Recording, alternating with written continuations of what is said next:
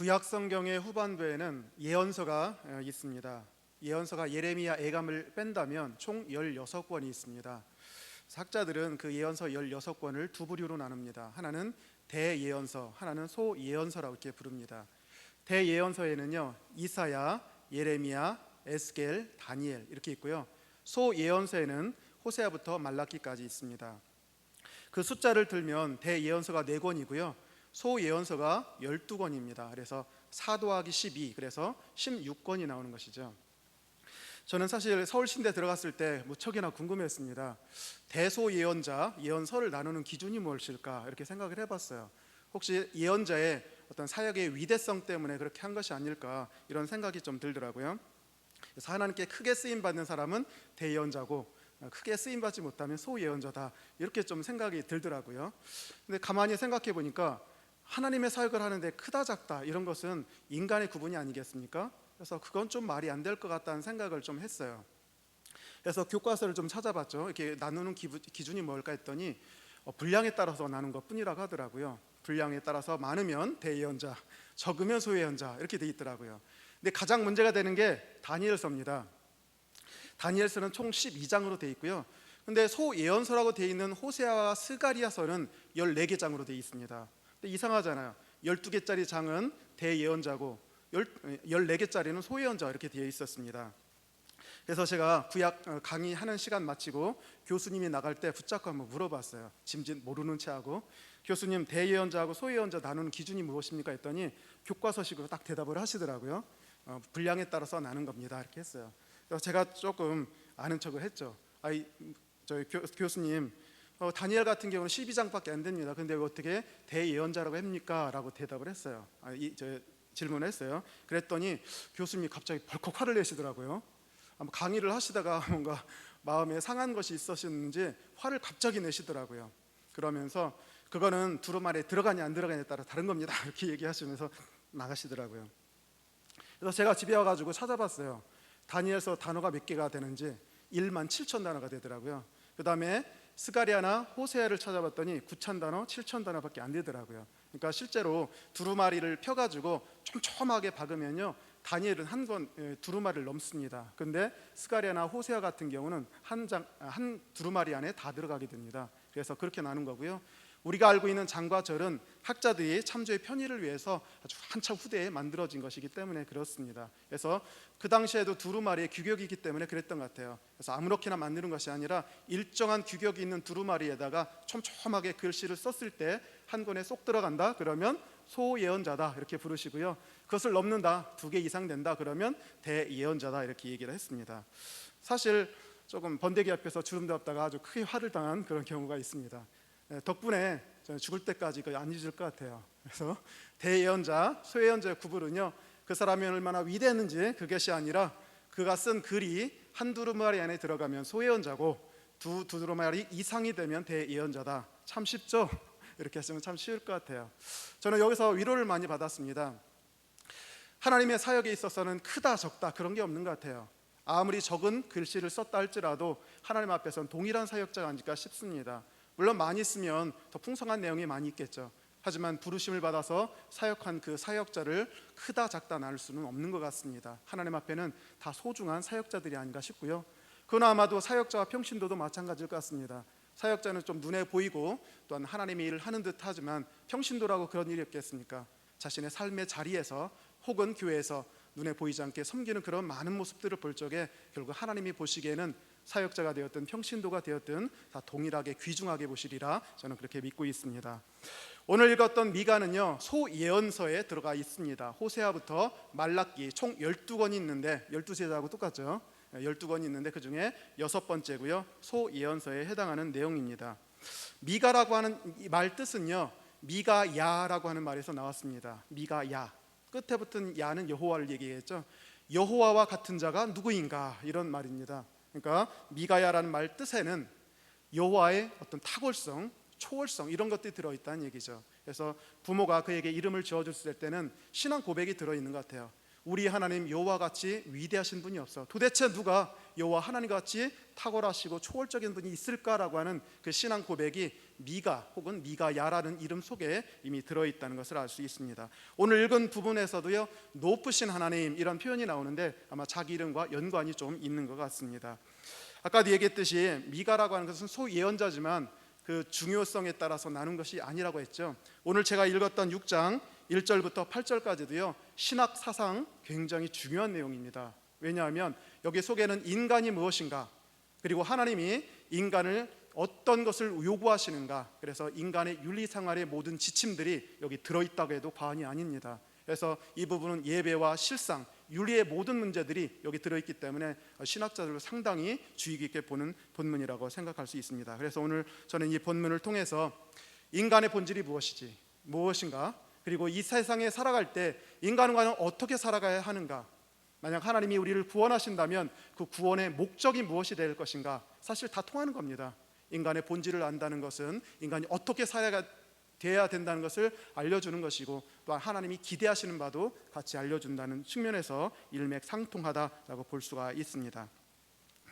일단은요, 이 6장 1절부터 8절까지는요, 충격적이게도 하나님께서 그의 백성을 상대로 소송을 제기하고 있는 장면입니다. 소송 걸린 것입니다. 그래서 왜 하나님이 소송을 거셨는지 한번 그 배경을 살펴볼 필요가 있을 것 같습니다. 우리가 잘 알듯이 이스라엘 백성이 가나안 땅에 들어갔습니다. 초기에는 사사 시대를 지내다가요, 왕정을 시작하게 되었습니다. 우리가 잘 알고 있듯이 제1대 왕은 사울이었는데 하나님께 불순종함으로 말미암아 폐위되었고 제2대 왕이 다윗이었습니다. 그래서 다윗에게 영원한 왕국을 약속해 주셨는데 그의 아들 솔로몬 때 문제가 되었어요.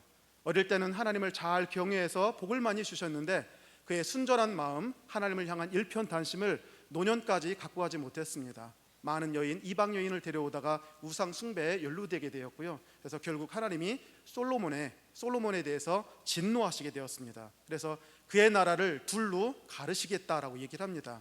그래서 그의 나라가 그의 아들이었던 르호보암 때 둘로 나눠지게 되었어요. 그래서 예루살렘을 중심으로 한 남쪽 유다와 사마리아를 중심으로 한 북쪽 이스라엘로 갈라지게 되었다는 얘기입니다. 그래서 남과 북으로 갈라진 것은 우리하고 비슷하죠. 그래서 남쪽과 북쪽, 남조와 북쪽. 그래서 나라 이름은 유다와 이스라엘이라 이렇게 부릅니다. 그래서 두 나라는요, 서로 애증 관계가 심했습니다. 서로 싸우기도 많이 했고요. 근데 또 공통점도 하나 있었습니다. 그게 뭐냐면 하나님 앞에 패역하다는 것은 똑같았어요. 정도의 차이는 있지만 둘 다 우상 숭배를 했고요. 둘 다 모든 백성들이 부패했습니다.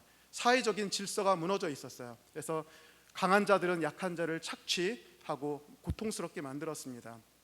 그러다 보니까 그 사회에는 너무 큰 문제가 많이 있었죠. 그래서 하나님께서 이러면 안 되겠다 생각을 했습니다. 원래 하나님께서 이스라엘 민족을 선민으로 하신 것은 목적이 있어요. 그 지구상의 수많은 민족 중에 딱 한 민족만 내 백성 만들려는 게 목적이 아닌 것 같습니다. 이스라엘 민족을 하나님의 참 백성 만들어서 제사장 민족 만드는 거예요.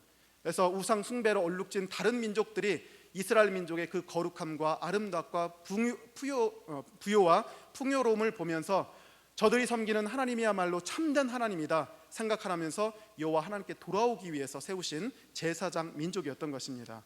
그만큼 특권도 컸지만 의무도 컸겠죠. 이 세상에서 거룩한 민족이 되어야 한다는 그 사명이 있는데 전혀 그렇게 하지를 못했다는 얘기예요. 그래서 하나님께서 계속해서 선지자들을 보내셨어요. 그래서 북쪽 이스라엘에 먼저 보내신 선지자가 두 명이 있습니다.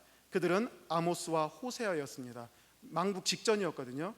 그래서 그들이 너무나 정신을 차리지 않으니까 이제 매를 하나 준비를 하셨습니다. 이게 누구냐면 저 북방에 있던 아시리아라고 하는 대제국을 일으키셨어요.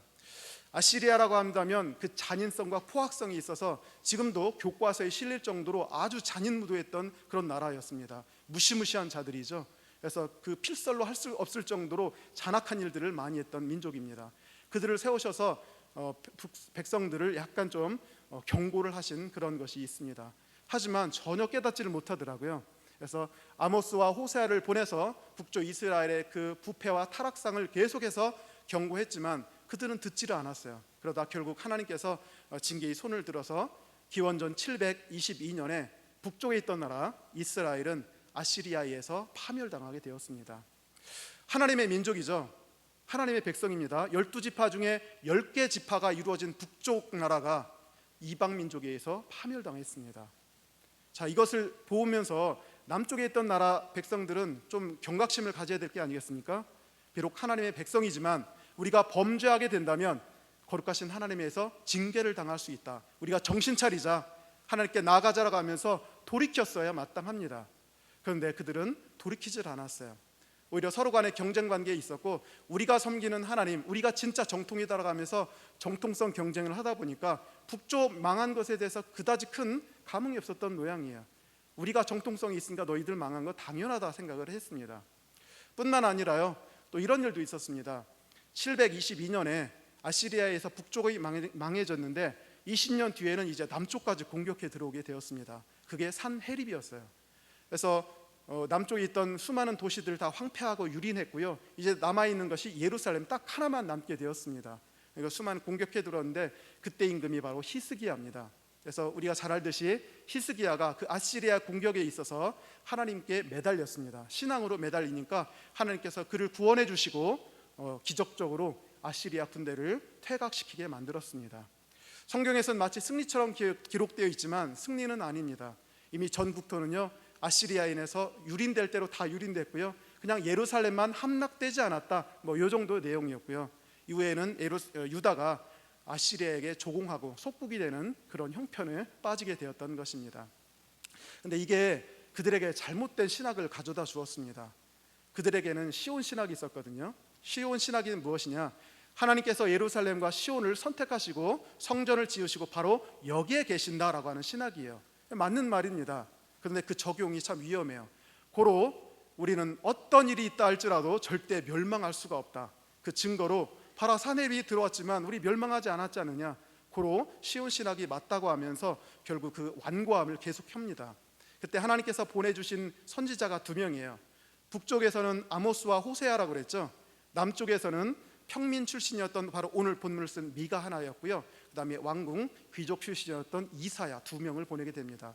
평민이든 귀족이든 하나님께서 보내서 끊임없이 위협하시고 경고하세요. 너희들이 만약 돌이키고 회개하지 않는다면 너희들도 똑같이 파괴될 것이라 얘기를 합니다. 심지어 미가 같은 경우는 뭐라고 했냐면 예루살렘이 밭같이 가름을 당할 것이다. 사실 농경할 때 밭을 가리는데 결국 이방 민족에 의해서 돌 위에 돌 하나도 남지 아니하고 다 파괴될 것이고, 심지어 신전마저도 성전마저도 파괴될 것이라는 위협적인 그런 경고를 했던 선지자가 바로 미가 선지자였다는 얘기죠. 근데 이런 사건 하나를 통해서 그들이 잘못된 신학, 시온 신학이라는 잘못 적용된 신학이죠. 그것을 갖고 완고해졌습니다. 그러다 보니까 회개를 외치는 선지자들의 말을 전혀 듣지 않았던 모양이에요. 사회적인 불의가 계속됩니다. 경제적인 영역에서 착취가 일어나고 있습니다. 재판정 뇌물이 횡행하고 거기서 흑백이 갈라지는 일이 있어요. 의인을 악하다 하고 악인을 의롭다 하는 일이 벌어지고 수많은 곳에서 살육이 일어나고요. 그래서 수많은 외침과 울부짖음이 가득했던 때였습니다. 도대체 이 민족을 어떻게 해야 되겠습니까? 먼저 경고의 표시로 아시리아인에서 북조를 멸망시켰는데 그것에서 교훈을 받으면 얼마나 좋겠습니까? 근데 교훈받지 못했어요. 그리고 계속해서 남쪽에서도 미가나 이사야를 보냈음에도 그들은 동일하게 회개하지 못한 상황이었습니다. 하나님이 이 꼴 보자고 그들을 구원해 주셨을까요? 시내산에서 모세를 통해서 언약을 주시고 하나님 백성 삼아 주셨잖아요. 내가 너희들의 하나님이 되고 너희들은 내 백성이 될 것이다. 나는 너희를 공급하고 보호할 것이다. 그러니 너희들은 다른 신 섬기지 말고 내 뜻 안에서 거룩한 민족이 되라. 이런 것이 언약 사상인데 결국은 이 나타난 사상을 보니까 전혀 상관이 없어요. 다른 민족과 구별이 하나도 없어졌습니다. 그야말로 맛을 잃은 소금이 될 뿐이었어요. 이제 밖에 버려져서 사람들에게 밟히기 직전 상황입니다. 이런 상황이라면 도대체 하나님 무슨 일을 하셔야 되겠습니까? 그래서 오늘 6장 1절부터요, 하나님께서 얼마나 답답하셨으면 소송을 걸고 있겠습니까? 그 소송 대리인은요, 미가예요. 그래서 미가를 불러다가 이제 소송을 하시는 거예요. 원고는 하나님이 될 것이고 피고는 백성이 되실 것입니다. 자, 한번 우리 앉아서 누가 옳았는지 누가 잘못됐는지 한번 판가름해보자 라고 하는 장면이 있습니다. 1절과 2절이요, 바로 그런 장면이 여기 들어 있습니다. 너희는 여호와의 말씀을 들을지어다.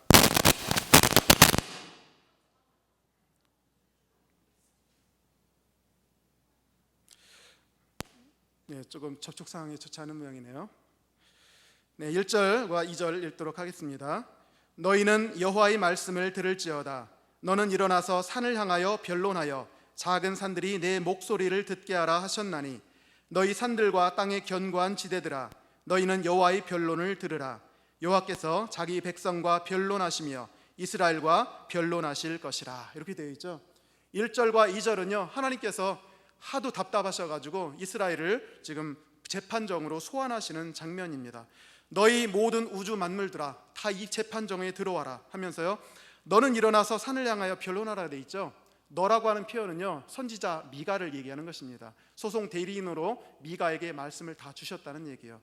그리고 재판정에 소환되는 사람들은 누군가 봤더니 산을 향하여, 작은 산을 향하여 변론하라 이 얘기입니다. 사실 산과 작은 산들은요 태초부터 있었어요. 하나님이 만드셨습니다.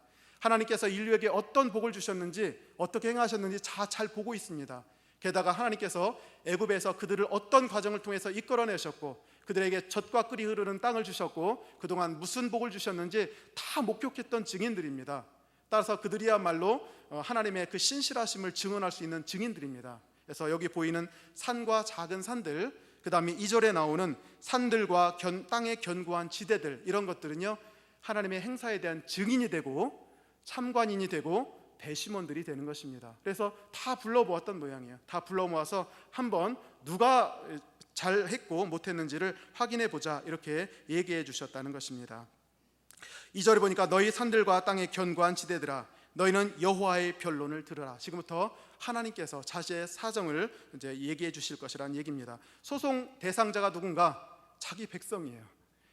자기 백성, 그의 백성과 변론하시며 이스라엘과 변론하실 것이다 이렇게 얘기하고 있습니다. 저는 이것을 보면서요 어떤 분들은 신에 대해서 이렇게 생각하더라고요. 하나님이라는 것은 그냥 우주적인 법칙입니다. 물리법칙처럼 그냥 돌아가는 것입니다 라고 하는 그런 분들도 좀 있어요. 어떤 분들은 그냥 단순한 힘입니다. 스피릿, 파워입니다 라고 그렇게 보시는 분이 있지만 우리 여호와 하나님은 절대 그렇지 않습니다. 우리 하나님은 인격적인 하나님이십니다. 우리도 다 지정의가 있죠. 인간이 갖고 있는 지정의, 이것은 스스로 생긴 것이 아니라 바로 하나님을 본따서 만드는 것이기 때문에 그렇습니다. 우리 하나님이요 똑같습니다. 그래서 경노하시고 기뻐하시고 그런 마음을 갖고 있을 수 있다는 얘기죠. 인격적인 하나심. 그래서 우리가 그분을 잘 경외하게 되면 무척이나 기뻐하실 수 있고 우리가 그분을 화나게 한다면 또 진노하실 수 있는 그런 분이라는 얘기죠. 그래서 우리가 하나님을 사랑할 때 어떻게 사랑하라고 되어 있습니까? 너희 목숨을 다하고 마음을 다하고 목숨을 다하고 뜻을 다하고 힘을 다하여 주 너희 하나님을 사랑하라 이렇게 되어 있습니다. 예배 드릴 때는요 신령과 진정으로 온 마음을 다해서 드려야 되는 것입니다. 지금 여기 모습에서 비록 그 백성을 향해서 소송을 걸고 있지만 그 강렬한 감정을 여기서 느낄 수가 있어요. 우리 하나님 인격적인 하나님이십니다. 그래서 우리가 어떤 태도로 그분 앞에 나가느냐에 따라서 그분이 기뻐하실 수도 있다는 것을 알게 될 때 우리는 정말로 하나님 앞에 진심을 다해서 나가야 되는 것이 아닌가 해서 깨달을 수가 있다는 얘기죠. 3절부터 5절까지는요 하나님께서 자신을 변론하십니다. 그래서 자신의 첫 말씀이 이렇게 되어 있는데요 3절에 이렇게 되어 있습니다. 이르시기를 내 백성아 내가 무엇을 내게 행하였으며 무슨 일로 너를 괴롭게 하였느냐 너는 내게 증언하라. 일단은 소송을 걸었습니다. 소송을 걸고요 백성 다 불러보아요. 하나님께서 혹시 이런 생각할 수 있잖아요. 혹시 백성들이 내가 무관심해서 내가 너무 못해서 이런 패악한 짓을 한 것이 아닌가, 내가 신실하지 못했기 때문에 백성들이 이런 지경에 빠진 것이 아닌가라고 불평할 수 있지 않을까. 그래서 하나님께서는요 먼저 너희들한테 맞고소할 일이 있으면 먼저 얘기해 보시라고 하는 것입니다. 내 백성아 내가 무엇을 내게 행하였으며 무슨 일로 너를 괴롭게 하였느냐 너는 내게 증언하라 이렇게 하시는 것입니다. 하나님은 담대하게 얘기를 하시는 거예요. 그동안 베풀어 주셨던 모든 것이 얼마나 신실했는지 주님께서 알고 계시기 때문에 그렇다는 얘기입니다. 만약에 백성들이 하나님이 잘못하셨습니다, 나를 지켜주지 못했습니다, 위급할 때 왜 안 건져주셨습니까? 라고 하는 그런 것들이 나온다면 하나님이 할 말씀이 없으실 거예요. 그런데 백성이 아무런 할 말이 없다란다면 그들의 패역은 더욱더 심해질 것이기 때문에 그렇습니다. 내가 너희를 괴롭힌 일이 있었더냐? 근데 실상은요 하나님이 그들을 괴롭힌 것이 아니고 백성이 하나님을 괴롭혀 왔습니다. 하나님을 향해서 어떻게 얘기했습니까? 하나님은 우리를 돌보시지 않는다. 하나님은 악인을 좋아하신다. 그래서 의인을 버려두시고 고난받게 하신다. 우리가 하나님 섬겨야 무엇하냐? 차라리 하나님 없이 그냥 살겠다. 이런 얘기를 하면서 하나님을 끊임없이 괴롭혔습니다. 언약적 관계에 이것을 깨뜨려 버렸어요. 사실 이 백성과 하나님 사이의 관계에 소송이 걸리려면요, 관계가 있어야 되거든요. 바로 시내산에서 그들이 하나님과 관계를 맺었기 때문에 지금 소송이 걸린 것이지, 다른 이방 민족이었다면 뭐 소송 걸릴 일도 없었을 것입니다. 하나님은 그 언약 관계에 있어서 충실하셨는데 백성들은 그렇지 못했다는 얘기예요. 하나님이 무능했는가? 하나님이 그동안 무관심했는가? 돌보시지 않았는가? 그것이 있으면 한번 제기해보라. 맞고소할 일이 있으면 한번 해보라 얘기를 해주십니다. 아마 백성이 아무런 할 일이 없었을 것 같아요. 여러분 어떠십니까? 여러분 아마 불평하고 원망할 수도 있을 것 같아요. 그렇다고 해서 하나님 맞고소할 수 있겠습니까? 그건 아닌 것 같아요. 비록 우리가 환난 가운데 있다 할지라도 그것은 맞고소의 주제가 되지 못합니다. 하나님은요, 그것조차도 우리 복이 되게 하시는 것입니다. 그랬잖아요. 환난은 인내를 낳고, 인내는 연단을 낳고, 연단은 소망을 낳는 과정 속에 있는 것이기 때문에 그렇습니다. 하나님 비록 징계를 회초리로 든다 할지라도 우리가 그 불평할 거리가 되지 못합니다. 그 과정을 통해서 언젠가는 더 큰 복으로 인도하시기 때문에 그렇다는 얘기죠. 그런 것을 생각한다면 정말로 하나님을 향해서 맞고소할 재료는 전혀 나오지 못할 것이라는 것을 확신합니다. 하나님도 그런 것을 확신하실 것 같아요. 그래서 4절과 5절은요, 그동안 하나님께서 그들에게 어떤 돌보심을 했는지, 얼마나 신실하셨는지를 그들에게 제시를 해주십니다. 바로 출애굽 사건이죠. 이스라엘 민족이 이 땅에 존재하게끔 했던 최초의 사건, 가장 그분의 권능과 사랑이 가장 잘 드러났던 사건을 제시함으로 하나님이 얼마나 그들에게 신실했는지 보여주십니다. 4절과 5절입니다. 내가 너를 애굽 땅에서 인도하여 내어 종노릇하는 집에서 속량하였고 모세와 아론과 미리암을 내 앞에 보냈느니라. 내 백성아, 너는 모압 왕 발락이 꾀한 것과 부올의 아들 발람이 그에게 대답한 것을 기억하며 시딤에서부터 길갈까지의 일을 기억하라. 그리하면 나 여호와가 공의롭게 행한 일을 알리라 하실 것이니라. 일단은 백성에게 질문을 먼저 하시고 아무런 대답이 없자 하나님이 얼마나 신실하셨는지를 드러내 주시죠. 출애굽 사건입니다. 출애굽 사건 전에 어떤 상황이었냐면 노예 상황이었습니다. 지금 우리가 뭐 종도 없고 그렇게 하지만 한 100년 전에만 해도 조선시대 종이 있었잖아요. 종의 그 삶이 얼마나 비참했습니까? 생사열탈 아무것도 없고요, 자신이 할 수 있는 게 없어요. 자유를 빼앗긴 상황. 사실 인간을 만드실 때요, 다른 피조물과 달리 인간에게는 자유의지를 주셨습니다. 자유롭게 행동할 수 있는 권리를 주셨다는 얘기죠. 이 자유야말로 인간을 인간답게 만드는 가장 중요한 요소 중에 하나입니다. 그래서 자유를 빼앗긴다는 것은 더 이상 인간이 될 수 없다는 그런 전제를 또 깔고 있는 것입니다. 그런데 애굽에서 자유를 빼앗겼습니다. 그래서 얼마나 비참한 삶을 살았겠습니까? 그래서 하나님께서는요, 큰 권능으로 이끌어내셨죠. 그래서 그 당시 세계 최강, 오늘날의 미국과 같은 정도의 강력한 군사력을 지니고 있어서 절대 내주지 않을 그 애굽과 바로의 세력을 꺾으셨어요. 10가지 재앙으로. 인간의 힘으로 한 것이 아닙니다. 인간의 힘으로는 절대 일어날 수 없는 일이라는 것이죠. 그래서 10가지 재앙으로 꺾으시고 그들을 끌어내셨어요.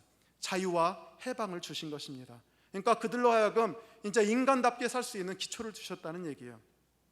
그리고 모세와 아론과 미리암을 보내셨습니다. 정말로 복된 지도자들이죠. 우리 대한민국 지금 참된 지도자들에서 목말라하고 갈구하고 있는데 하나님께서는 막 구출한 그들을 위해서 정말로 탁월한 지도자들을 주시는 지도자의 복을 주셨다는 얘기죠. 모세와 아론과 미리암. 모세 같은 경우는요, 애굽의 우상 숭배, 금송아지를 통해서 우상 숭배하는 백성 때문에 하마터면 민족이 다 절멸될 뻔했어요. 그런데 그것을 막습니다. 하나님, 이 민족 불쌍히 여겨주시고 용서해 주십시오. 만약 용서해 줄 것 같지 않으면 제 이름을 하나님의 생명책에서 지워달라고까지 하면서 목숨 걸고 중보했던 사람입니다. 탁월한 민족 지도자 모세와 아론과 미리암, 이들을 통해서 그들은 40년의 광야 생활을 아주 무리 없이 그리고 안전하게 지낼 수가 있었다는 얘기예요. 또 하나님의 역사가 여기서 끝나는 게 아니에요. 너는 모압 왕 발락이 꾀한 것과 부올의 아들 발람이 그에게 대답한 것을 기억해보라. 우리가 잘 알듯이 이제 가나안 땅으로 들어가기 직전에 이제 모압을 통과해야 되는데 모압 왕이 두려웠던 모양이에요. 왜냐하면 혹시라도 우리를 공격하지 않을까 전전긍긍했던 모양이에요. 그런데 하나님께서 함께 하셔서 군사적으로는 뭐 싸워봤자 질 것 같아요. 그러니까 한 가지 꾀를 냅니다. 저 북방에 있는 발람이라고 하는 아주 신통방통한 선지자가 있는데 그를 불러다가 저주하게 하자. 그가 축복하는 자는 복을 받고 그가 저주하는 자는 저주를 받는 현상이 많이 나타났기 때문에 그 영적 권능에 대해서는 전혀 의심하지 않은 상황이었어요. 만약 그가 와서 정말로 이스라엘을 저주하게 된다면 이스라엘은 정말 연약해질 수밖에 없는 그런 상황 같았어요. 자, 그가 불림받아서 이스라엘 앞에 왔습니다. 먼 산에서 바라보면서 그들을 향해서 얘기하려는 순간, 돈을 받고 왔으니까 저주하겠죠. 저주하려는 순간 하나님이 그의 입을 막으셨습니다. 그래서 저주하려는 말을 바꿔서 이스라엘을 축복하는 말을 해주게 되었던 것입니다. 그래서 깜짝 놀라게 되었죠. 그래서 물론 이 사실은 이스라엘을 알지도 못했을 겁니다. 모세도 그 당시에는 전혀 이런 사실이 있음도 알지 못했다는 얘기예요. 결국 하나님께서는요, 이스라엘을 얼마나 사랑하시는지 그들이 알든 알지 못하든 보든 보지 못하든 언제 어디서나 하나님께서 그들을 지키고 보호해 주셨다는 것을 우리가 확신할 수가 있다는 얘기죠.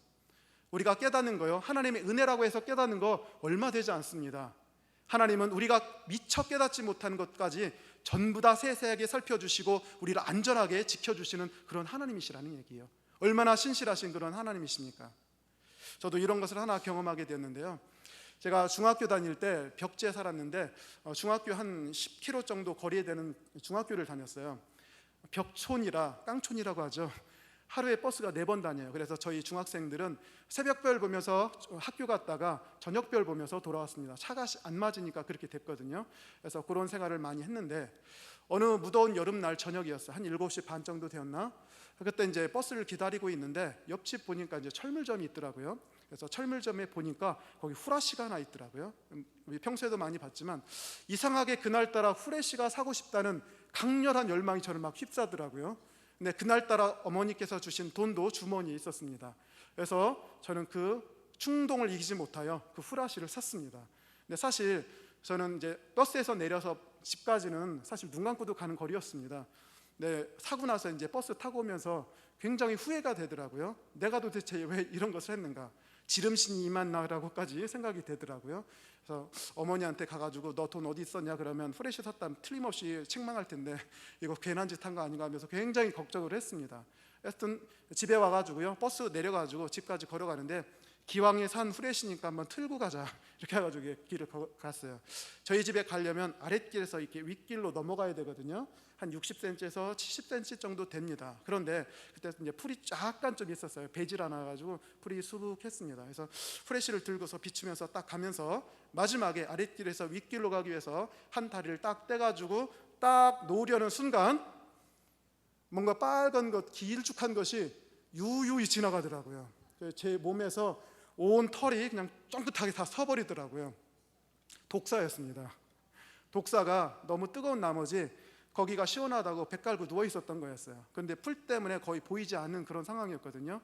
얼마나 놀랬겠습니까? 그러면서 그 뱀을 보는 순간 저도 깜짝 놀래가지고 움직일 수가 없더라고요.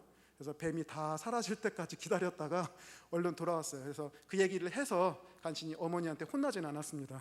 왜 그거 샀냐고. 사실 이렇게 생각하면서 저는 그때 믿질 않은 상황이었어요. 그런데도 불구하고 그 사건을 보면서 전혀 있을 수 없던 일이거든요. 왜 내가 그 후레쉬를 샀을까? 그 왜 돈이 있었을까? 그랬는데 저는 지름신이 임한 줄 알았는데 그게 아니었어요. 하나님의 신이 임하셨고 저로 하여금 보호하셨던 것이었어요. 만약 후레쉬를 사지 않았다면 어떻게 됐겠습니까?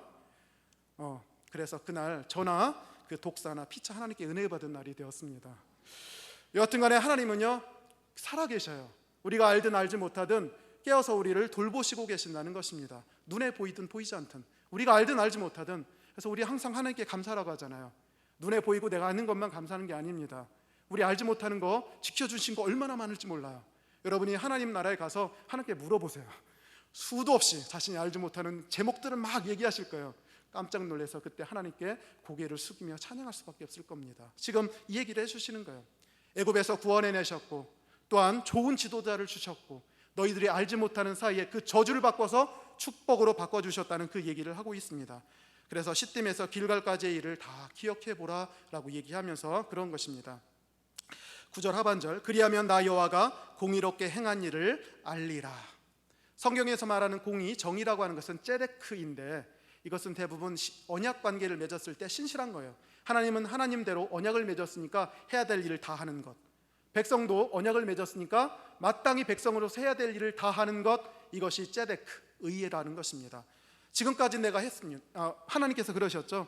출애굽 사건만 얘기했는데 그러면 뭐 가나안 정복이라든가 그 이후의 일들은 하나님이 전혀 손쓰지 않았겠습니까? 출애굽만 신경 쓰시고 나머지는 그냥 니들 알 바 아니다라고 하면서 방치하셨겠습니까? 전혀 그렇지 않았어요. 하나님은 어제나 오늘이나 영원토록 동일하신 분이십니다. 출애굽께 이 은혜를 베풀어 주셨던 신실하신 하나님은 가나안 땅에 들어와서도, 그리고 심지어 범죄하고 있는 이 순간까지도 언약의 신실하신 하나님이시라는 것을 대표적으로 보여주고 있는 사건이라는 얘기죠. 이것이 뿌리 비경험입니다. 이스라엘 민족에 있어 뿌리 경험이기 때문에 이것을 제시했던 모양입니다. 그래서 이런 모습을 볼 때마다 우리가 하나님께 드릴 것은 하나밖에 없는 것이에요. 하나님께 항상 감사할 수밖에 없는 것 같습니다. 그리고 이런 노래도 있죠. 오 신실하신 주, 오 신실하신 주 내 아버지여, 늘 함께 계시니 두려움 없네. 그 사랑 변찮고 날 지키시며 어제나 오늘이 한결같네. 오 신실하신 주, 오 신실하신 주, 날마다 자비를 베푸시며 일용할 모든 것 내려주시니 오 신실하신 주 나의 구주. 사실 이 노래 매일마다 매 순간마다 해야 옳은 줄 믿습니다. 결국 하나님께서요, 소송 사건입니다. 백성, 하나님께서는 이렇게 신실하셨건만 백성을 그 전혀 믿지 못합니다. 알지 못합니다. 오직 타락과 부패만이 있습니다. 그래서 이렇게 소송이 되었죠. 하나님께서 소송을 건 이유는요, 심판 때문에 그러신 건 아니에요. 지금까지 하나님께서 이 얘기를 하신 것은 공치사 듣고자 하는 것이 아닙니다. 하나님이 그들에게 베풀어 주셨던 은혜를 상기시키는 거예요. 내가 얼마나 과거에 그리고 지금까지 이렇게 신실했느냐, 너희들 되돌아보아라. 내가 언제 너희를 버린 적이 있느냐, 너희를 떠난 적이 있느냐 생각해 보아라. 이렇게 얘기를 해주시면서요, 결국 그들에게 내적인 심판을 내리신 것 같아요. 내적인 심판이란 부끄러움입니다. 그렇지, 하나님께서 이렇게 해주셨는데 우리는 배은망덕하게 선을 악으로 갚지 않았는가 라고 생각하면서 하나님께 돌이키고자 하는 것이 하나님의 이런 소송의 목적이었다는 것이에요. 단순히 백성을 책망하기 위한 목적이 아니라 백성을 부끄럽게 해서 돌이키게 하는 것이죠. 그래서 생명의 근원되고 또한 생명의 나무 대신 하나님께로 다시 돌아와야 하는 거예요. 지금 다 끊어지지 않았습니까? 하나님의 백성이라 할지라도 생수의 근원에서 끊어졌는데, 생명의 나무에서 끊어졌는데 다 타버릴 수밖에 없는 상황에서 다시 돌아와라. 나에게 붙어라. 오직 복이 나에게 함께 있는 것만이 복이라고 하면서 이런 소송을 통해서라도 아마 회복시키려는 목적이 있지 않는가 생각이 됩니다. 그런데요, 놀랍게도 이 소송을 듣고 반응을 보인 사람이 있습니다. 일부의 사람이에요. 이 6절부터 8절까지는요, 그런 사람들이 전체였으면 얼마나 좋겠습니까? 그렇다면 나머지 한 100년 뒤에 바벨론에 의해서 남조 유다가 멸망하지는 않았을 것 같아요.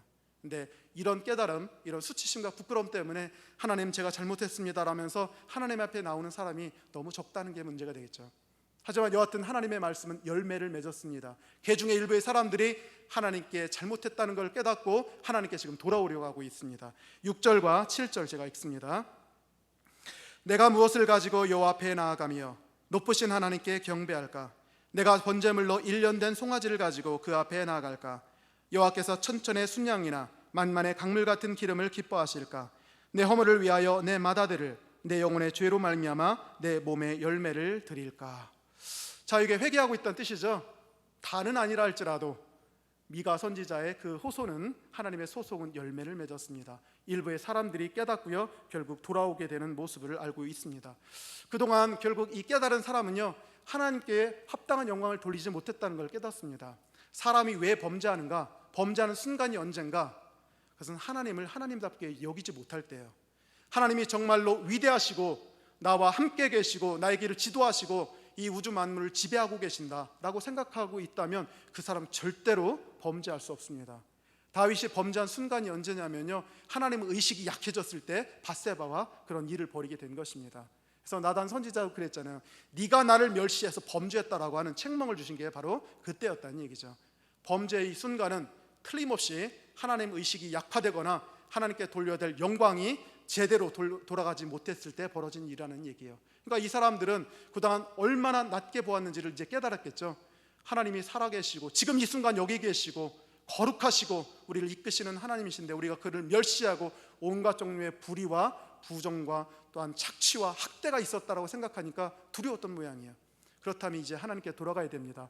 어떻게 해서든지 하나님께 돌아가고자 하는 열망이 그를 휩쓸었던 것 같아요.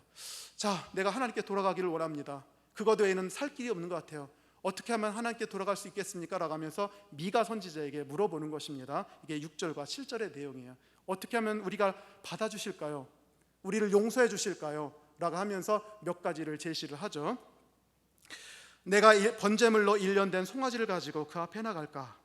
여호와께서 천천의 순양이나 만만의 강물 같은 기름을 기뻐하실까? 내 허물을 위하여 내 맏아들을 내 영혼의 죄로 말미암아 내 몸의 열매를 드릴까? 이렇게 돼 있죠. 첫 번째, 번제 한번 드려볼까? 번제라는 것은 아주 아름다운 것입니다.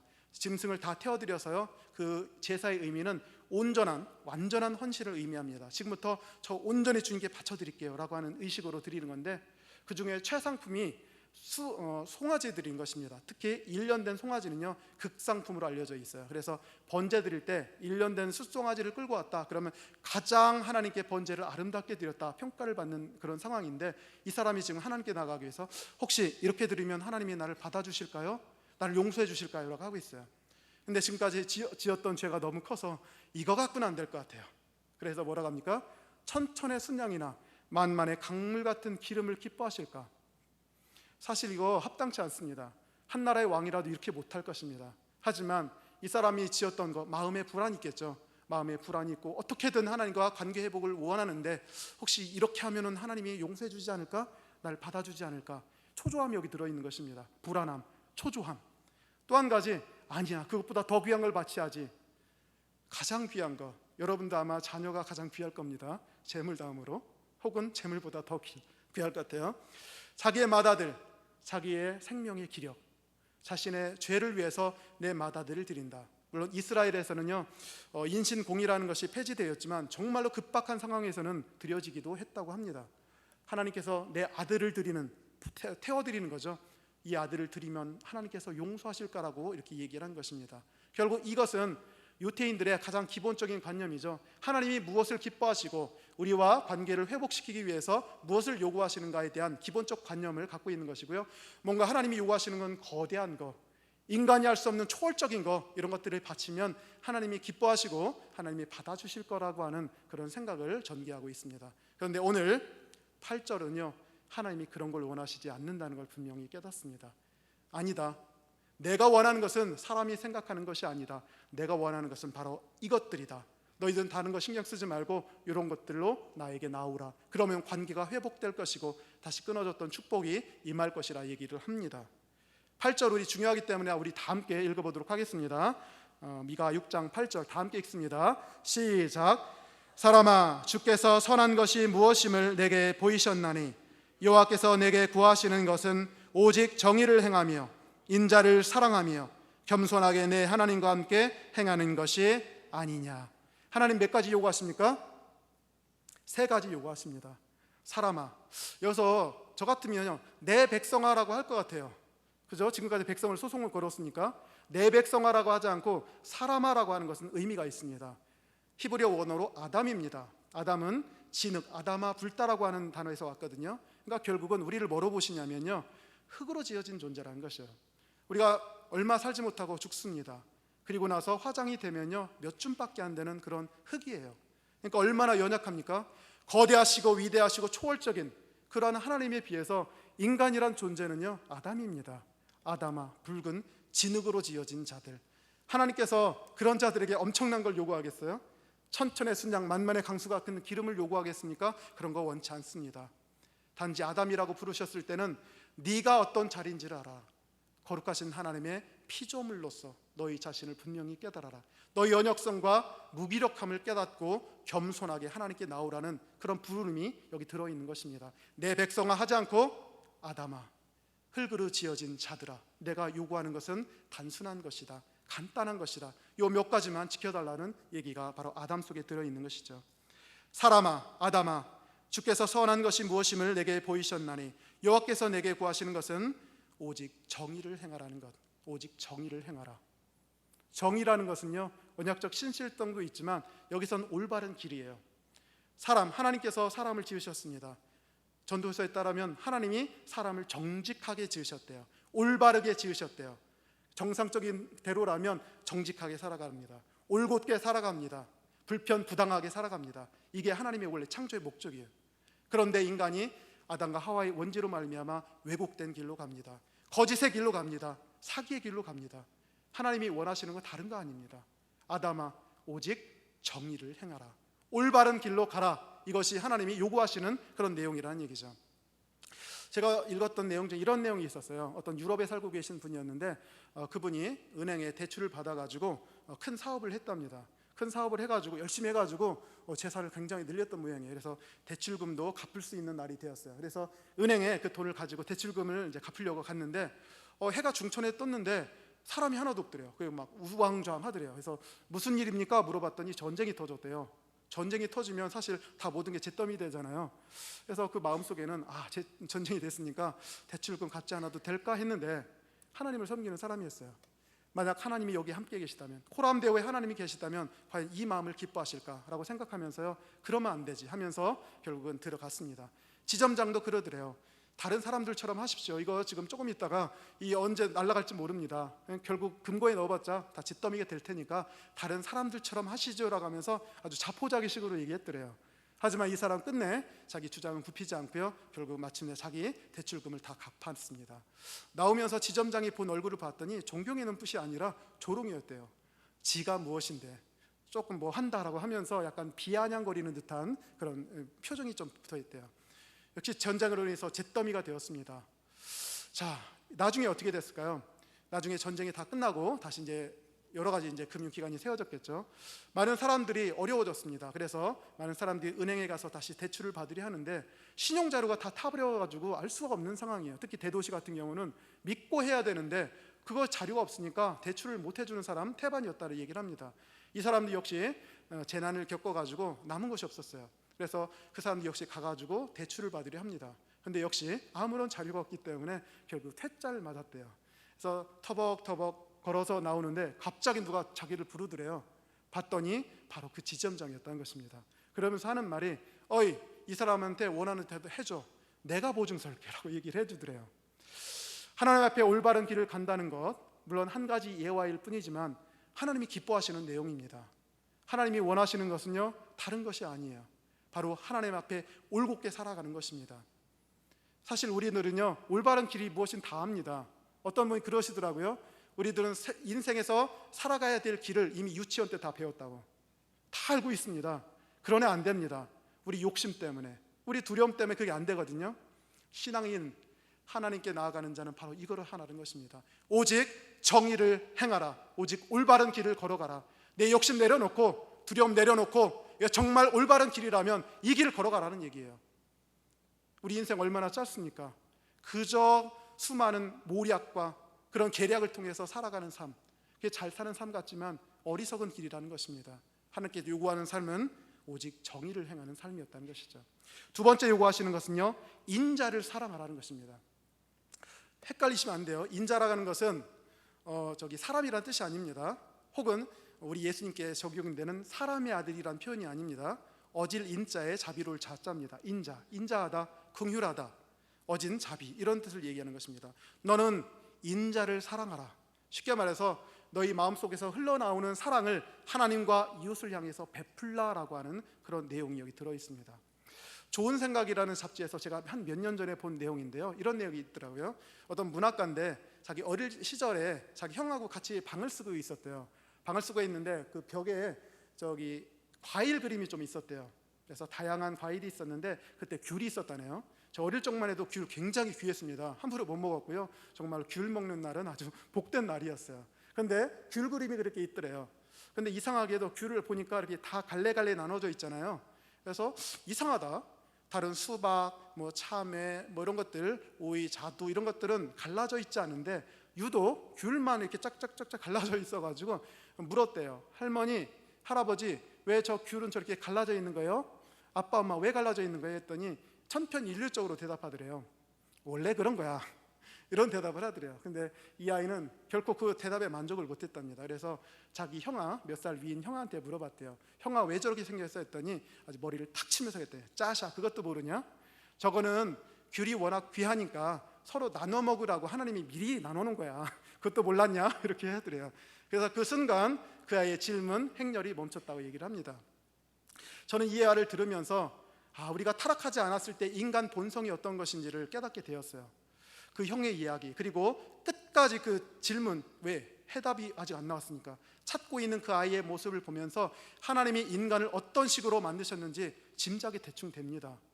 자기를 위해서 이기적이고 탐욕적으로 남을 꺾어가면서 남을 해치면서까지 살아가는 것이 인간 본성이 아니라는 것입니다. 하나님은 우리 인간을 하여서요, 다른 존재를 향해서 아름답게 베풀고 그리고 아름답게 다 내놓을 수 있는 그런 존재로 만드셨다는 것이죠. 다른 사람을 불쌍히 여기고 긍휼히 여기고 나보다 남을 낮게 여기고 사랑하고 자비롭게 대하는 것, 이것이 하나님이 우리 인간을 만드신 본래 창조 목적이라는 것입니다. 그런데 우리는 그것을 다 상실해버리고 말았죠. 그래서 첫 아담이 상실했던 것을요, 마지막 아담 대신 예수님이 회복시켜야 되는 것입니다. 단지 우리 천국 데려가신 것이 목적이 아니라 마지막 아담 대신 예수님은 우리의 본성을 회복시키는 거예요. 여기 보니까 저는 이렇게 했으면 차라리 좋을 것 같아요. 너희는 이웃이나 하나님을 향해서 긍휼과 인자를 시행하라, 그런 것을 행하라, 사랑해라, 이렇게 했으면 좋을 것 같은데 그렇게 표현 안 되고요. 뭐라고 했냐면 너는 인자를 사랑해라라고 돼 있어요. 왜 이렇게 말씀을 돌렸을까요? 인자함을 사랑하래요. 이것은 사랑하라라고 하는 외부적 어떤 규율이 아니래요. 명령이 아니라는 얘기입니다. 그것은 내부에서 그냥 자연스럽게 발현되어야 된다는 것입니다. 속에서 그냥 샘솟듯 나와야 된다는 얘기예요. 나는 기독교이니까 남을 사랑해야지, 밉지만 미운 마음 잠깐 내려놓고, 이게 아니에요. 마음 속에서. 그래서 인자를 사랑하라는 것이죠. 옛날 조선시대 연료 어땠습니까? 연료의 조건, 춘삼월 양기 돋는 어떤 저녁에는 이렇게 비녀를 빼가지고 허벅지를 찌르죠. 참아야 하느니라, 참아야 하느니라, 이렇게 하는데 하나님이 요구하시는 그 차원을 넘어요. 하나님이 요구하시는 것은요, 마음속에서 나오는 것입니다. 그래서 여기서는 너는 인자를 베풀어라, 사랑을 시행하라, 이렇게 동사로 하지 않고요, 인자함을 사랑하라, 이렇게 얘기해 주신 것입니다. 하나님이 요구하시는 것은 이것이었고요. 세 번째입니다. 겸손하게 내 하나님과 함께 행동하라. 하나님과 겸손하게 동행하라는 것입니다. 그래서 어떤 분이 인간을 그렇게 얘기하더라고요. 인간은 마치 장갑과 같습니다. 장갑이래요. 장갑은요, 아무 힘도 없습니다. 일을 할 수도 없어요. 언제 그것이 기능을 발휘하냐면 손에 끼고서 할 때만이 그게 의미가 있는 것이죠. 마찬가지입니다. 인간은 장갑과 같아서 아무런 힘도 없고요, 할 수도 없어요. 오직 손이 대신 하나님이 우리 가운데 임하셔야, 동행해 주셔야만 그때 우리 인간이 본성적인 일을 할 수가 있고 사역을 감당할 수 있다는 얘기죠. 로렌스 형제, 그가 무슨 직분을 맡았든지 간에 그게 큰 일이든 작은 일이든 허드렛 일이든 상관없이 항상 주님과 동행했습니다. 그러다 보니까 그가 지혜로워지고 유명해졌지 않습니까? 우리 이명직 목사님도요, 항상 이렇게 손을 들고 다녔대죠. 성경, 한 손에는 성경, 한 손에 이렇게 들고 가가지고, 왜? 하나님이 나와 함께 하신다는 의식을 항상 잊지 않도록 하기 위해서, 내가 가는 곳마다 주님께서 동행하신다, 이거 절대 잊지 않기 위해서 우리 이명직 목사님께서 그렇게 해주셨다는 것이 아니겠습니까? 주님께서 요구하신 세 가지는요, 앞에 있는 사람들은 주님께 나아갈 방법을 굉장히 어렵게 제시했어요. 점점 더 점층법입니다. 그런데 하나님이 요구하신 것은 그게 아니었다 얘기를 하십니다. 사실 저도 한 40년 동안 살면서 다양한 목적이 있었죠. 청혼의 뜻을 품고 어떻게든 임신양명해보고자 하는 뜻을 품었어요. 근데 하나님께서 저를 불러주시고 점점 더 이제 지극히 진리를 알게 해주셨어요. 요즘에 들어서 머리에 새치가 점점 생기면서 자꾸 이제 마음이 이제 철들은 것 같아요. 내가 지금까지 해왔던 모든 일이 과연 무슨 의미가 있을 것인가? 화장터에서 화장해버리면 몇 줌밖에 안 남는 이 육신이잖아요. 살면 70이고요, 잘 살면 80년 될 겁니다. 그러나 수고와 슬픔뿐이죠. 그런 인생 살아가면서 정말로 내가 해야 될 게 무엇인가? 하나님은 여기서 말씀하셨습니다. 주께서 선한 것이 무엇임을 내게 보이셨나니 여호와께서 내게 구하시는 것.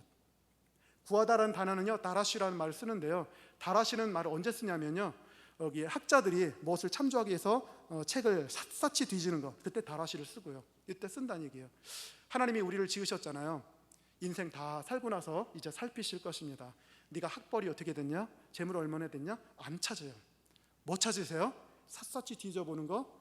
너 이 세상 살아갈 때 올바르게 살았어? 공의롭게 살았어? 다 뒤져보실 겁니다. 너 이 세상 살아갈 때 긍휼과 인자를 베풀었어? 그런 마음을 기뻐했어? 마음에 샘솟듯했어? 샅샅이 뒤져보실 것입니다. 너 이 세상 살아갈 때 언제 어디서든지 하나님과 동행하면서 살았어? 그런 경우가 있느냐 하면서 샅샅이 뒤져보실 것입니다. 사실 이것만 원하시는 것이죠. 다른 걸 요구하지 않으십니다. 그래서 오늘은 첫 시작이요, 참 소송사건으로 시작이 됐습니다. 하나님의 뜻을 모르는 백성, 하나님 백성이 이 사실을 알았더라면 소송도 걸리지 않았겠죠. 하지만 백성은 패역했고요, 결국 나중에 멸망으로까지 가게 됩니다. 하나님이 우리에게 원하시는 것, 우리 인간의 본질, 하나님이 기뻐하시는 것, 우리가 이 세상 살아가야 될 삶의 윤리, 이 모든 것들이 여기 들어있다는 것입니다. 하나님이 여러분에게 원하시는 것, 오직 정의를 행하고 임자를 사랑하고 겸손하게 하나님과 동행하시는 여러분이 되기를 간절히 축원합니다. 아멘. 기도하겠습니다.